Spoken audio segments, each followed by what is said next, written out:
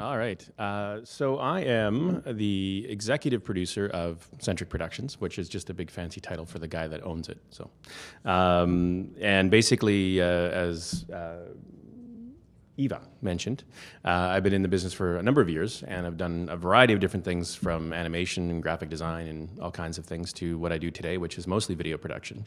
Is there anyone here who's really sort of interested mostly in video production, or generally graphic design, or what's the graphic design or video? Both? Video? Okay. I'm going to talk a little bit about just sort of what I do on a daily basis, but I'll try and work in some of the other things that you can do in the business, and other, I guess, careers that are sort of associated to what we do. A lot of the work we do is more advertising based, so we also work a lot with advertising agencies. We do a lot of TV commercial work. We do a lot of web commercials. Probably 90% of our work these days is online. And so we work with a wide variety of people. We work with graphic designers and art directors and things like that from different companies and different organizations. So we do a lot of, we spend a lot of time, or I spend a lot of time sort of dealing with different people on a daily basis. And it's an interesting career in that sense, because I'm always doing something different, always meeting different people, and it's never boring. I'm just going to play a little video here. This is a demo reel of work that we've done over the last year and a half or so, or maybe a little bit longer, and just to kind of give you an idea of the type of work that we do, and I'll flip it over to the video.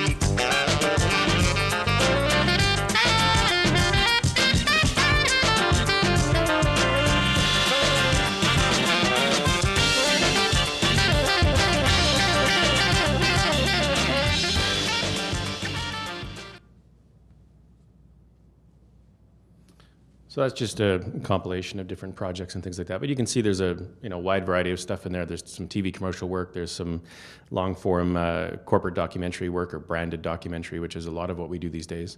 And you can see there's a lot of design elements and things that go into the work that we do as well. So there's a lot of even though video is our main medium, there's a lot of overlap with other creative industries. So for me, this job is kind of interesting, because it's never really the same. I think I mentioned that. It's always different. I'm always learning about new things. I'm always learning about new companies. And it's really different every single day, which is, if you love variety, this is the kind of job for you, because it's the sort of thing where I go into the office some days and I spend 8 hours in the office, and there's days where I don't go to the office for 2 weeks because I'm on the road or shooting a project out of town, or whatever the case is. So it's always very different. It's always very interesting, and there's always new things to learn. one of the things I love about it is the fact that I'm out there and, I meet a new client for the first time, and then we'll spend days or sometimes weeks learning about their company, learning about their product or their brand or their marketing strategy or whatever the case is, and just finding out about so many interesting businesses in Manitoba, which is where most of our work is done. And just finding out how many interesting businesses there are here, how many cutting edge businesses there are. We had no idea. I had no idea, when I started in this business, that there were so many, second largest and largest, of whatever in the world, sort of headquartered right here in Manitoba, which is interesting. It seems like nobody likes to go out and kind of brag about it, but there's lots of interesting businesses here. So it keeps me interested because I love learning about stuff. So it's a good challenge every day to figure out what's going on. And we get more technical projects sometimes, so we'll spend months or sometimes even better part of a year just learning about the technology or learning about what goes into it, the technical aspects of a particular project, so we can put together the right story and the right message and make sure that whatever that video is supposed to do, reaches the audience in a way that engages them and gets the message out that we need to get. So yeah, it's really interesting. I got into this kind of by accident in a way. I started off, I always had an interest in art, and I was always drawing, and originally kind of was interested in music and found that I was a terrible musician, so I didn't do that for very long. And then I got a little bit more interested in the graphic design aspect of things, and started dabbling with animation a little bit and stop motion animation, and then eventually was fortunate enough to have access to fairly decent computer back in the late 90s, when computer animation was certainly around, but on a home computer basis it was a lot less easy to do than it is now. And sort of started dabbling in that, and worked at a computer store kind of to pay the bills, and ran into a guy one day who we got to talking, and he was an artist who was interested in animation and video as part of the medium that he used for his art, and managed to talk me into working with him on a project, and was really the one that kind of pushed me into the business. So I sort of I didn't really, I guess, stumble into it in a way. I knew I wanted to be in this business when I was fairly young, but didn't know what I wanted to do. And so he kind of gave me the push and allowed me to sort of explore it a little bit more. And after a while, I found that computer animation at the time was incredibly slow and mind-numbing to work in, because it took days or weeks to sometimes get a few images out of it. So I started shooting video instead, because it was a little more instant gratification. You can go out and shoot it and come back later that day and see exactly what you were what you did. And so I did that for a while, and really spent most of my time just learning the business. There wasn't a lot of places to go to school at the time, so I didn't really have a lot of options to learn, unless I wanted to go to Toronto or Vancouver or to the States or to another film school kind of out of province, which I didn't want to do. So I just basically got involved in anything I could sort of get my hands on that was loosely related to what I wanted to do, and tried to gain as much experience as I could. And certainly did not take the easy road to get into the business. It's been a long, kind of, I don't want to say battle, but it's been a long, ride to get to where I am now. A lot of hours and a lot of, spent weekends working and things like that. So it's been a very challenging and demanding job that way, where it's really more of a passion for me than it is kind of a day job. And it's something that I love doing, and I think you really have to be passionate about it on a daily basis to really want to do this, because it can be quite demanding, and certainly with the number of projects we do these days and the different types of clients and things, it's a very mentally exhausting job to kind of keep all this stuff afloat, and keep all the clients happy, and try and keep all the projects moving, and always come up with new ideas and everything. So it's a very multifaceted job. I mean, I do everything now from, I used to do it just a little bit of everything. I used to shoot, write, and direct, produce, be a hand model if we needed hands in a shot or whatever the case was. And over the years, I've started working more and more with, people who are much better at that kind of work than I am. And early on, when I started Centric in 2004, one of the big goals was to try and not do that, not to be the guy doing everything, and really bring more talented people into the mix. So spent a lot of time finding out who the good camera operators were, and graphic designers and animators, and who was in the industry that we could, you know, bring onto a project and hire them for a couple months or a week or a couple of days or whatever was required. And it's been a good, you know, kind of way of doing things. It's kind of a very pure producer role that I take in that sense, where I can stand back a lot of times and deal with the budgets and deal with the client and deal with the project as a whole, and then bring people into the fold who are, you know, much better at those particular jobs and bring a lot of value to the finished product, because we're not trying to do, you know, everything ourselves. And it's been a good fit. I mean, we've been growing quite a lot over the last few years. We've had a couple of really strong years, and I think it's, you know, due to all those people that we work with who make me look great every day, and I certainly appreciate them. And that's, you know, there's so much to that, like kind of on that vein, like I was saying earlier, there's so many different little positions and so many different jobs in this industry. And if you're coming back for the computer animation, I think it's after this, and then later on there's careers in film. You know, those are two other things. If you're interested more in the video production, it would certainly be good to come in and check out as well. But there's so many different facets to a project, and I'm just going to show you is an animation project that we did for the zoo for their new polar bear conservation center that opened in January. And it's a 2D animation. It's a traditional sort of cell style animation, and I'll just show that to you guys and then talk a little bit about kind of all the different pieces, the different people involved in putting that together, and kind of what my role was in that, to give you an idea of kind of the variety of different jobs that go into a single project. So.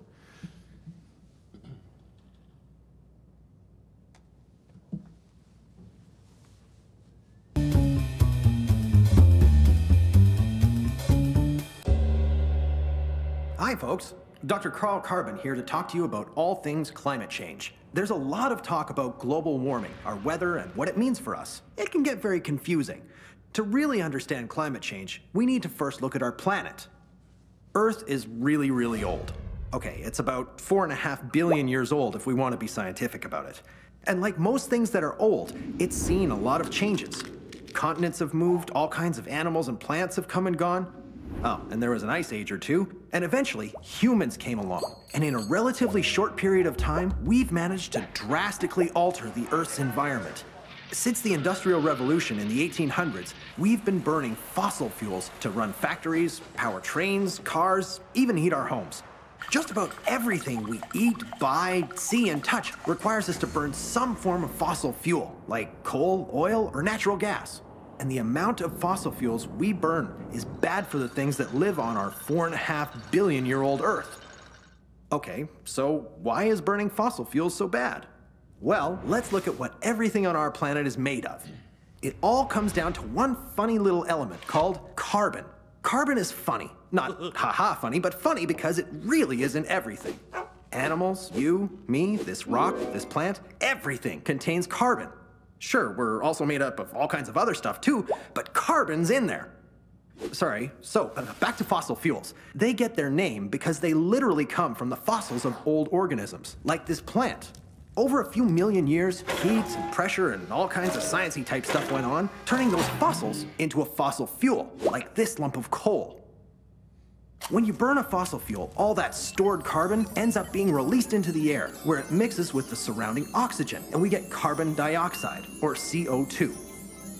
I'm sure you've heard of greenhouse gases. Well, carbon dioxide is a big part of that. There's also a few other gases too, but carbon dioxide is the most important man-made gas, and we've added 32% more of it to the atmosphere in the last 200 years. Okay, so what? Well, greenhouse gases, like CO2, trap heat from our Earth, so it can't escape like it's supposed to, making things too warm. That's where the name global warming comes from. It doesn't take a lot of extra heat to throw things out of whack. A few degrees can make a huge difference. And one of the places on Earth that's affected the most by all of this global warming is the Arctic. Since the Arctic is cold, sometimes really cold, a lot of the ocean freezes and stays frozen year-round. But now, our warmer planet is making it harder for the ocean to freeze and stay frozen like it's supposed to. Since 1979, when scientists really started to study ice in the Hudson Bay, they found the sea ice is melting 2 weeks earlier and freezing about a week later. And that's not good. Because sea ice is the primary habitat for polar bears, this really has a huge impact on how they live. It's like someone coming along and taking the ground out from under you. Ice provides polar bears a way to move around and hunt for food, like ringed seals. They have to eat a lot in spring to get through the summer. When there's less ice, it's much harder to find enough to eat. And polar bears need to eat a lot. What we need to remember is that climate change is happening everywhere. It might be easier to see in the Arctic, but it's in our backyards too. Changes in our weather, like severe storms and extreme hot and cold temperatures, are ways we see the effects of global warming.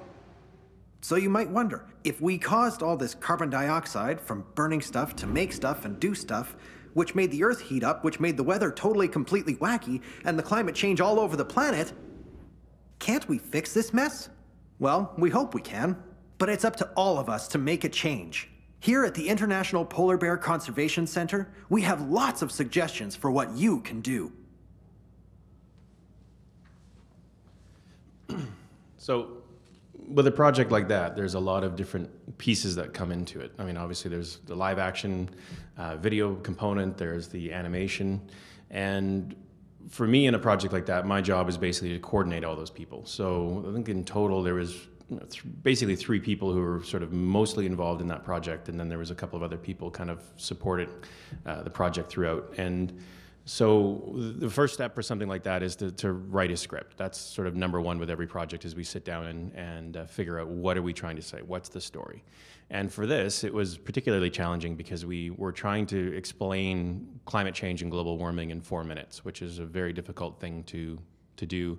I think the first script we wrote was 8 or 9 minutes long, and from there we went back and rewrote it and shrunk it down and cut things out. And in the end, I think we did something like 12 or 14 major rewrites of the script over the course of several months.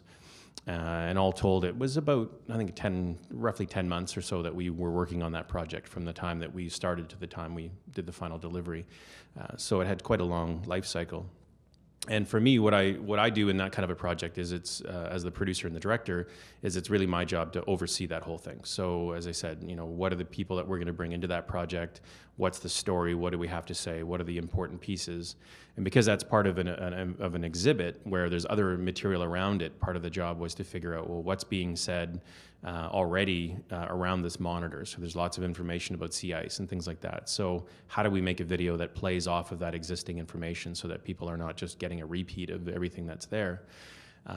So, first is sort of writing it. The next step was to build a character. We wanted Dr. Carbon to be someone sort of interesting and not just be a sort of a flat character. So it was, who do we want this guy to be? And so we came up with a few different people that we sort of mashed together. We wanted him to be a little bit like Bill Nye the Science Guy, but we wanted a little bit more of a serious feel to it, a little less, quirky, and it seems kind of strange because it's a cartoon character. Why put all the work into it? But the idea was to make it interesting, and it's for a bit of a younger audience than you guys, but we tried to make it as appealing to everyone as possible, whether they were 80 years old or 8 years old.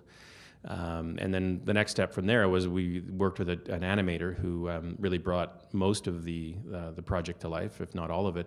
And her job was to basically come up with the characters. So she came up with a few drawings of who this character was going to be, what was he going to look like, and we kind of worked on that and went back and forth a little bit on getting the right look for him. And then from there it was sourcing all the footage. So we had someone kind of go out and look for all that footage, whether we had to shoot it, whether it existed in an archive somewhere and we could access it through a stock footage library, and what pieces we couldn't get and what pieces we had to go out and shoot. So we kind of put together that list, and so there was a few elements that we had to go out and shoot to kind of fill in some of the live action. Most of the polar bear shots came from Parks Canada.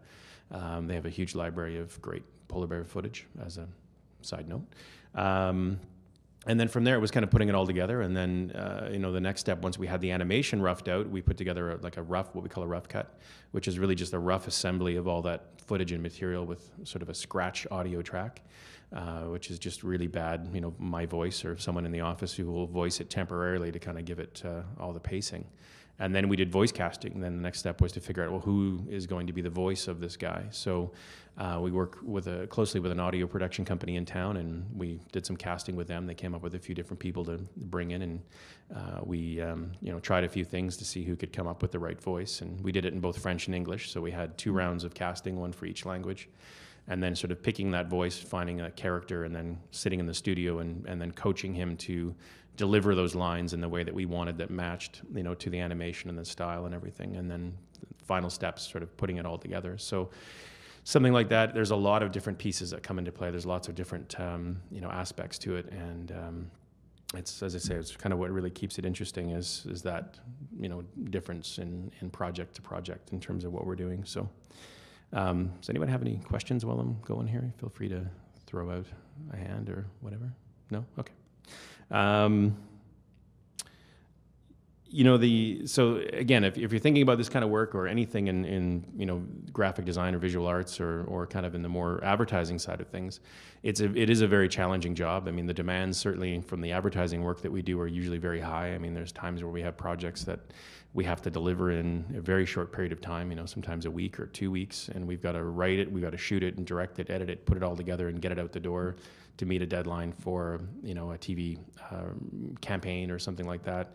So it really requires a lot of multitasking. It requires the ability to really think on your feet and be reactive to situations, which is kind of proactive, which is something I love about it, because there's a lot of problem solving involved, and I kind of love the challenge of solving problems, whether they're how do we do this for this amount of money, or the set's on fire, how are we going to move to a different location, or suddenly it's raining sideways and we're in the middle of a shoot outside, how are we going to rectify that?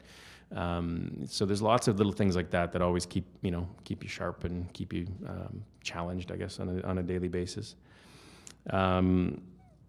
And then the other thing that's great about it too is because it is a more creative field. It's a lot less structured. I mean, we run our office a lot more flexible than a lot of other businesses. So I mean, there's no real time clock for us. I mean, most of the time we sort of say, okay, 9 o'clock's our start in the day. Some people come in at 9, some people come in at 9:15, some people come in at 9:30, and some people leave at 4, some people leave at 5 or 6 or 7 or 10 or 12 or the next morning if there's a real tight deadline. There's been many times where one of us has slept on a couch in the office to get the project out for the deadline in the morning. So it's nice in that sense, where it's a lot less structured, and the time is, as long as you put in the hours you need to get the project done and meet the deadline, when you do it and how you do it is far less relevant than making sure you do it right and do a good job and meet that goal of the deadline, because that's usually, for us, we're always working on some kind of a deadline, and that's sort of the real difficult and challenging part of it.